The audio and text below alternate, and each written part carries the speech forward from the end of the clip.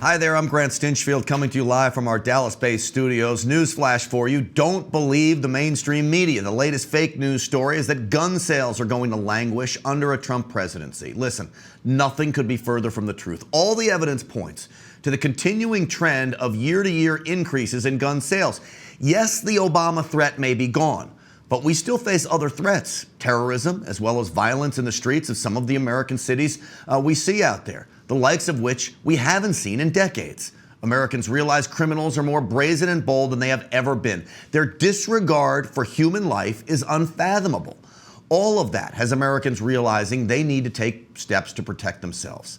The mainstream media doesn't get it. They truly believed Obama was responsible for all gun sales, when he was only responsible for some gun sales. When freedom-loving Americans join with Trump to make it easier to buy, keep, and use firearms, you better believe the market will thrive. The common sense group Campus Reform is doing some great work, exposing some of the ridiculous things happening on college campuses across America these days. This time, they're taking on the war on Christmas, exposing it for what it is at the University of Virginia. Two young reporters dressed up as, quote, the hipsters who stole Christmas, to see if students would sign their petition to ban Christmas on campus.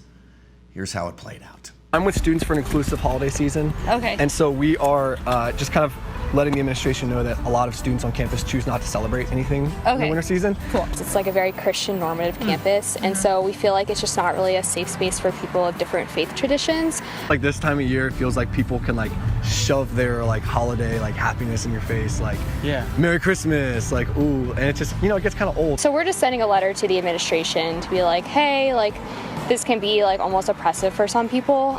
Would you guys like to sign? I will totally sign. Yeah, It. All right, awesome, yeah. Totally agree with what you're saying. Yeah, like the Christmas lights, and there's been rumors that like a Christmas tree is going to be going up, and like things like that. It just kind of feels like for the non like Christmas celebrating students that it's just kind of like a slap in our face that like we don't get to celebrate anything over winter break. Ever since the Trump election, like people have been emboldened to, you know, like be throwing like Merry Christmas and like Christmas carols everywhere you go. Look at those people. They are actually signing the petition. Now, obviously, that's a parody, but the people signing the petition were for real. In less than 2 hours, 20 students signed that fake Christmas banning petition. He said, sign it because we're tired of people spreading holiday cheer. Let me tell you something. On a daily basis, what I have to witness and talk about, I could use some Christmas cheer. Believe me.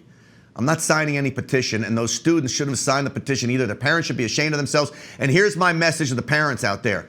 Do not buy those kids any presents. That's all you have to tell them. You can sign the banning Christmas petition, but you don't get any presents if you do. And I promise you, nobody signs the petition.